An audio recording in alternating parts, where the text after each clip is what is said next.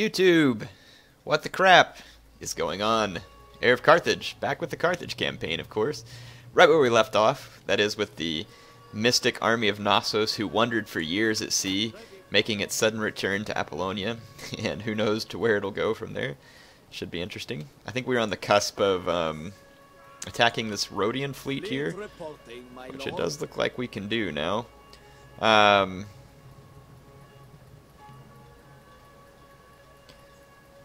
Let's see, so if I attack that fleet...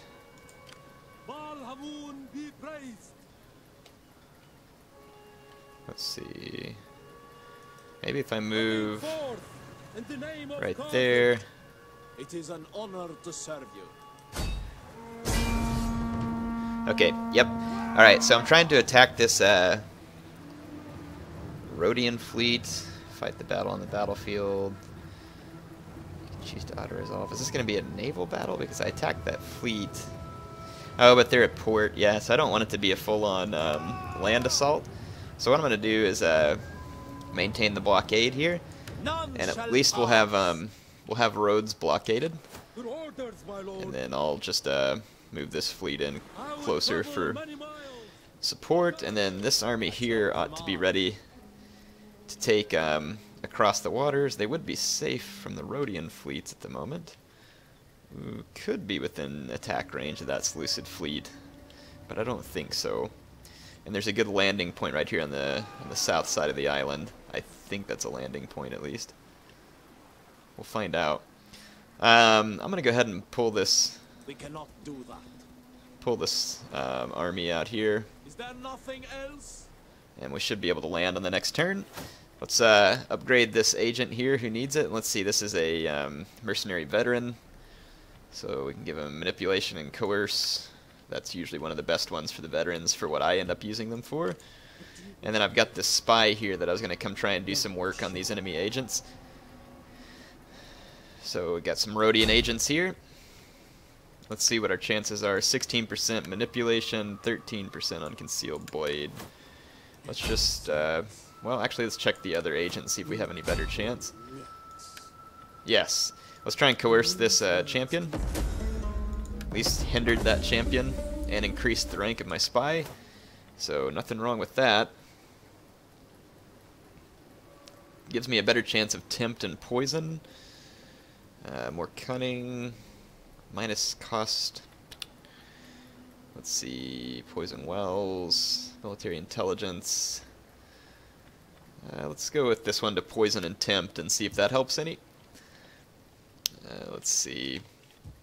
What else was I in the process of doing? I had been retraining this fleet retraining this fleet down at Cyrene. Don't have a whole lot of stuff I can retrain to it since my main operation is in Carthago. Let's rebuild that. Ha, check it out, the Nasamones have put some hurt on the Seleucids. That's good. I kind of think we can take this army because I don't see any further Seleucid threat, and we'll march on to Heirofcarthage, however you say that. No idea what that city is, nor do I know anything about it historically.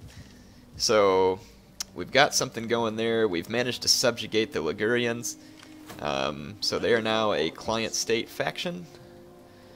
And I'm trying to think.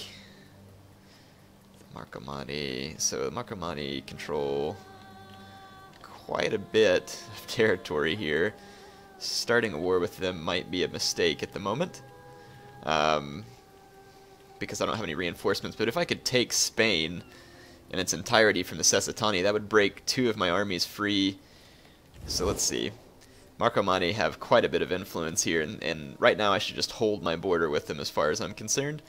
And what I'd like to do is finish taking Spain, and I'll show you all what I'm planning here. So I want to, I'll invade the Sessatani like this, hit these 2 settlements, then push here, and then there. And then my idea was to take these 2 armies then on into, across the mountains here. I can't remember the name of them. And then I was thinking one could push on the Arverni and the Marcomanni, and the other one could push on the Marcomanni here, while these armies, or this army in Cisalpina could hit these settlements and maybe expand our influence into further into that area. And then, of course, we're going to have to retake Apollonia, so this fleet's going to come here. Just to give you all an overview, we're going to hit the Seleucids here, and then I'm thinking this army is going to have to come hitting targets here, and then I've got an army up here that's going to move to take the Bosphorus region, which is one of my required conquests, basically. So we're going to be quite busy as far as different things to conquer. So I've been reading up on Civil War because I'm very curious about Civil War. I think I'm somewhat lucky to have not experienced it yet. So apparently, from what I've read, and if what I've read is still valid, as soon as my Imperium gets to level 2 or 3, I don't remember exactly which one, Civil War becomes a possibility. At that point, there's a couple of things that make a Civil War more likely. And from what I can understand, that is your faction's influence, whether it be too great or too low. And I think that too great of an influence will obviously cause it through jealousy and whatnot, whereas too low influence will cause it in the opposite direction, basically. And I've heard that no matter what happens, you will get a civil war once you get to the full level of Imperium. So if you've avoided it to that point, so basically civil war is inevitable. It's kind of like Realm Divide, which, to be quite honest, I think is absolutely stupid. And from what I understand, there's going to be an innumerable host of veteran troops that are going to be unleashed against me. Most of the time it seems like they come at your capital, and then other times it seems like they can come from other directions. So what I've got here so far, and we're talking about a lot of troops from what I'm being told, so I need to make sure that I have full stack armies back here, and which is annoying that I have to keep so many full stack armies around my capital. It doesn't seem necessary, but that's precisely what's going to happen. I wonder why Magna Graecia is dropping squalor from buildings. Interesting. Well, that makes sense. I've built a lot of junk here that I probably shouldn't have. Let's see if we can increase the public order with any of these temples. That one goes from +3 to +4. Not a big deal. Most of these temples just aren't providing a lot of public order, unfortunately. Let's see.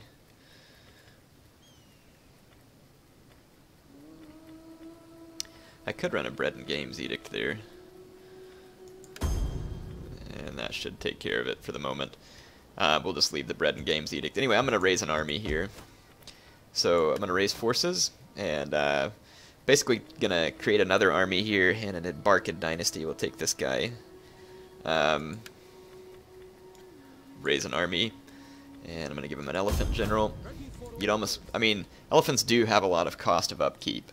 That is the one downside. Some of you are like, Air, why would you not take an elephant general every time? That's the one reason why you wouldn't take an elephant general. Alright, so I have noble cav. I'm going to get some African elephants. Carthaginian cav and noble cav are two different kinds. One is a melee cav and the other is a shock cav. And to be honest, Carthaginian cav is probably more effective for what I need at the moment. But then again, the AI might recruit noble cav. It's hard to say. Noble cav also has a radius of influence, which is helpful. Let's just get a couple of noble cav, and then I'm going to want a lot of infantry. Infantry is going to be the backbone here, so I'm going to go ahead and just train up a bunch of Libyan infantry. So we'll get a third army going around my capital, because I do think that civil war is inevitable. Let's see. This guy's a general at Carthage, and then so is this guy here. They have the most gravitas in this other dynasty, which is opposing me. So these guys might accidentally get killed. We could bribe this guy over into our army, into our faction, though, which I might do, since he's one of their stronger characters. So let's see. Yeah, I'm gonna bribe this guy on over. So eventually that'll make my faction stronger. It's gonna temporarily lose me a little favor, but that should be a good play for us. And then we might have to accidentally get this guy killed in battle. I'm going to try and make my faction powerful, regardless of whether it's going to tip off a civil war. That's going to happen eventually, so if I tip it off now, it honestly doesn't matter. Let's see, so that'll be enough Libyan infantry. I kind of like some hoplites on my flanks, dealing with cav or other stuff, so that'll give me some hoplites. And I'm going to need some... I might go out and see if I can... Because Carthago Nova is our client state, I believe. If they are, I could go out and see if I could levy some Balearic Slingers. Nova Carthago... Yeah, they are our client state. So I might go see if I could levy some Balearic Slingers. I've got some slingers in that army. That army is going to be completed, so we can push back against the Sessatani soon. In fact, I could probably go ahead and take this army and begin the push against the Sessatani while this one continues to train. So let's go ahead and move this army to that point, and we'll put this army... I don't guess I can move this army because I started recruiting.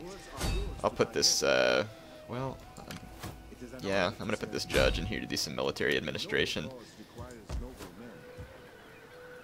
Oh no, never mind, he was boosting Punic culture. Shouldn't have done that. Oh well, Punic culture is about to get boosted anyway because we're about to capture the province. May not hurt me to have a navy back here as well. But, oh, that's the other thing too, there's going to be navies that get summoned if there's a civil war, so I should raise a fleet here too. And let's just raise...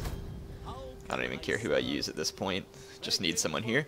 And also, I figured that these guys would turn against you in a civil war, the people in the other factions. Apparently that's not the case, which means that civil war, and I'm not trying to say this to be mean, but if that's the case, it means that civil war wasn't really well thought out and developed, it doesn't sound like. It sounds like it was just thrown in there as a way to try and make late game a little more challenging rather than being a little bit more intricate as far as being able to avoid it and all kinds of other stuff that I think would have been fun.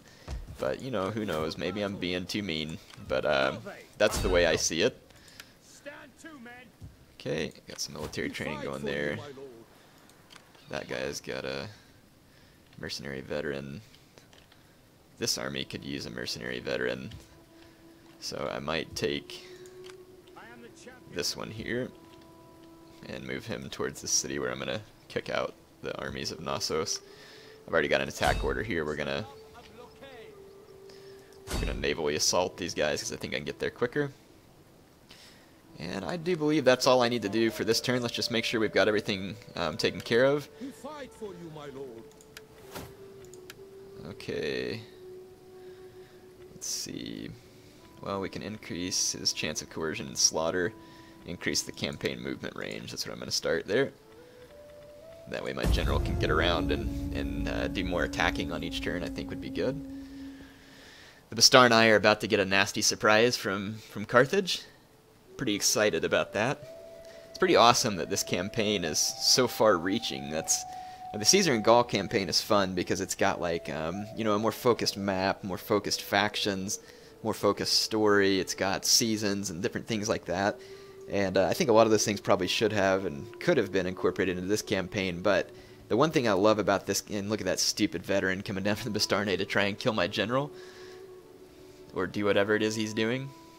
I need to push the spacebar so this stuff will go faster. Sessatani, no doubt, probably doing the same thing with their agents. So I think that some of those things probably could have and should have been incorporated into the Grand Campaign. But I love the grand feel of the Grand Campaign. It's huge, and you can have your faction exert their influence over the entire map, or you can just be more regional focused if you want. I mean, like, yeah, the campaign says you win if you do, you know, X number of settlements and whatever else, but I mean, you can just play it however you want. Treaties have served us both well, but now it looks like the Tribali are getting ready to backstab me, so I may put off my attack on the Bastarnai and bring that army back. Sabotage at Cyrene, disruption at Cyrene, military subversion, which I'm thinking is what happened right there. Okay, so my general who was out to sea died. Let's see, these guys are both Hananid Dynasty, +2 cultural conversion. I'm going to take that. I live to serve the mighty Carthage. Okay, so I had a lot of generals go down. And losing generals in this campaign is pretty common, to be honest, because that general might have had some experience bonuses that were helping me too. Alright, so we've caught the Knossos defenders here in my settlement. And I'm going to go ahead and assault them now so that they can't get away, so we're going to fight this on the battlefield. But anyway, like I was saying, I love the grandiose feel and challenge of the Grand Campaign. It's nice. This is my favorite campaign out of any Total War game. And Rome 2 did have a lot of bugs, and still has a few bugs with some AI stuff. But this game is phenomenal, in my opinion. Just in case you all were wondering. The multiplayer needs a lot of work and balancing, but I truly do think this game is phenomenal, and I do believe it was on sale for half off. I don't know if it still is. It'd be a steal at that price. The campaign in this game I've barely scratched the surface of, and I have over 200 hours in Rome 2, and most of that is in campaign, and I'm telling you that I'm not even sick of it yet. Like, I can't get enough of it. Does that mean that you're going to feel the exact same way? No, not necessarily. And there's going to be some of you out there who disagree with me, and that's fine. I mean, everything comes down to personal opinion in the end, but in my personal opinion, I find this game to be very, very entertaining. So, let's get my troops set up. Put my skirmish ships up here. Now remember that I'm invading by sea, which means I won't have any cavalry, and my elephant general is just a very small and weak unit of skirmishers. So general is going to need to be protected, or else he's going to die. And I might actually put my Carthaginian cab back here with him and use them as kind of like protection. So let's see. Sorry, just checking something here real quick. Alright, we're going to get the battle started. I'm going to lead the way with my Libyan infantry, of course. There is one raiding Apollonia, or whatever it is. And it looks like the troops of Knossos are waiting on me at the beach. Can you not land over here? Huh. Oh, there's only 2 of them. No, I guess you can't land right there. That's strange. I'm going to land my hoplite troops there. I'm actually just going to pull these guys up to here.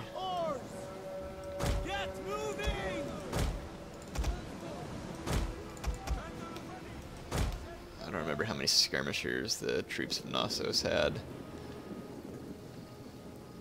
I don't see any, so we might could harass them a little. I'm going to land my hoplites. So my overall plan is going to be this, to just kind of show you all what I'm thinking. I'm going to land my hoplites here, and then I intend to land my Libyan infantry right along this beach in front of the Knossos troops. Some of you might be thinking, Air, that's crazy, why would you do that? Well, basically, I'm going to land my hoplites over here, like I said. I'm going to go ahead and start to push this way, and then while those guys are pushing that way, that is the moment at which I'll beach these guys here, and that way I can hopefully come in from 2 different directions at once. And then I'll just keep my general on his boat, but nearby for support, so that hopefully that'll keep him safe. And I can use my skirmishers here, so I'm going to send these guys up and do some screening runs all through here to draw in any enemy fire. There's some slingers there, so I want to take care of that. Oops. Yeah, so remember I don't have any cav, won't have any way to run down their skirmishers. So I'm going to have to keep my distance until I'm ready to land. And I'm going to have to be careful with my skirmishers too, because those slingers could potentially hurt me pretty bad.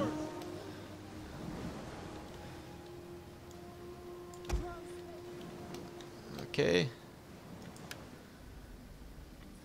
You know what we could do? I could take these Carthaginian cav way out here and potentially try and land. After I land my main forces, I'm thinking, and I'm just trying to guess how the AI is going to react. I'm thinking once I land here, these troops right here are going to come over and attack me, and it's at that point that I'll bring my Carthaginian cab off the boats here and then come in behind them. So we'll see if we can force the computer's hand there. The AI is fairly easy to predict, so you have to use that to your advantage. Let's see if we can take care of these javelin men real quick. I'm going to pull these boats up a little closer. Alright, and my Carthaginian hoplites and Libyan hoplites are making a landing over here, and let's watch them land just for fun. Give you all some close-ups, you're always asking for them, and I don't know why I'm getting lost and can't find the insert key. Yeah, I'll let you watch my Carthaginian hoplites hop off the transport ships and get ready for battle. Tell you what, man, carrying a big hoplon and wearing that mail armor, this would be a pretty painful leap here when they leap off the side of the boat. There we go. So there's my men getting off the transports. You can see the armies of Knossos over there in the distance.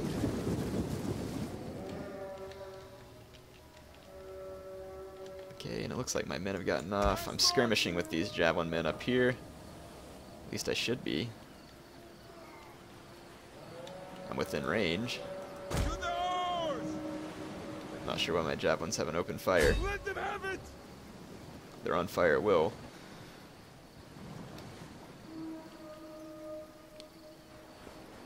Yeah, neither my guys nor theirs are firing, so that's honestly kind of strange. I might bring those javelin men over there and land them. Okay, my Carthaginian cav is nearly in position. And let's just get these hoplites in position. Oh, now their guys start throwing javelins at me. And of course mine aren't returning fire for whatever reason, because they're not on fire at will, even though it showed them as such a minute ago. Huh. For some reason my fire at will isn't working. That's odd. Maybe it's because they're in landing mode, I don't know. That was a strange bit of happenstance there. Okay, the troops of Knossos are having to turn and prepare to face my hoplites. And I'm going to bring my hoplites up in a line just around this rock, and I can use this area to secure my flank. I know this is taking a while, and some of you are like, Air, you totally got these guys outmatched. I know I do. I'm just trying to take them with minimal losses here. These javelins are going to start firing at me. I'll see if I can run them down real quick. And let's go ahead and start landing these Libyan infantry here. Our oars are set. Transports. I'll bring my general in up here. Spears at your command. Die ready. Double time.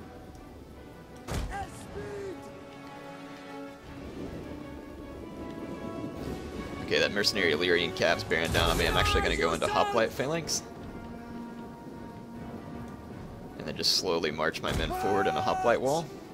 Because they should get a bonus versus cav in this formation, I think. No, just I think it's maybe a pike phalanx that gets a bonus versus cav while they're in phalanx. This mercenary Illyrian cav will probably try and get into my flank.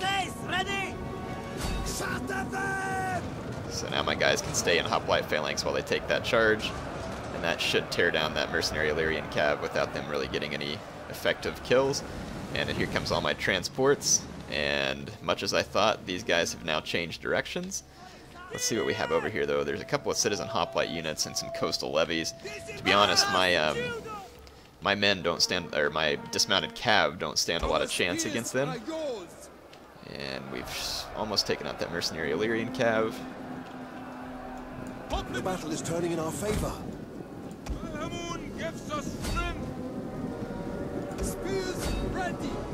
Okay. So at this point, all my swords are off the boats. And it shouldn't be... I've still got slingers over there too, that worries me. Oh, almost forgot. Get the formation attack off.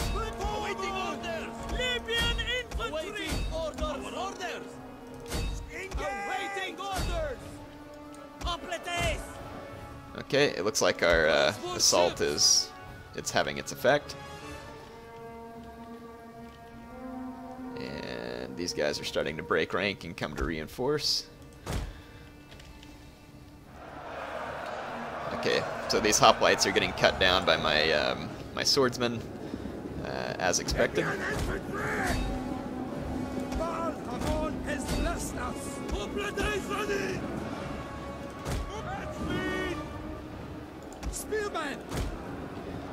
Okay, the lines of Knossos are crumbling. Spears at your command. And these hoplites here crumbling, and then I've got my Carthaginian cav making its way to the beach as well, which they'll kind of act like some light spearmen to maybe hopefully get some outflanking or chase down these slingers.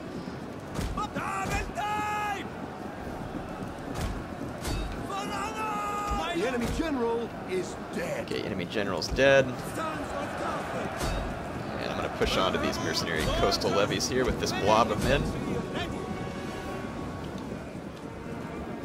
Got some slingers attacking me over here.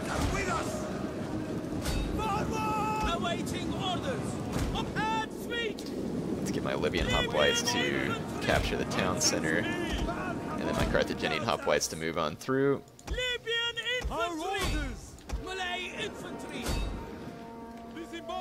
Okay, my Carthaginian cav is disembarking.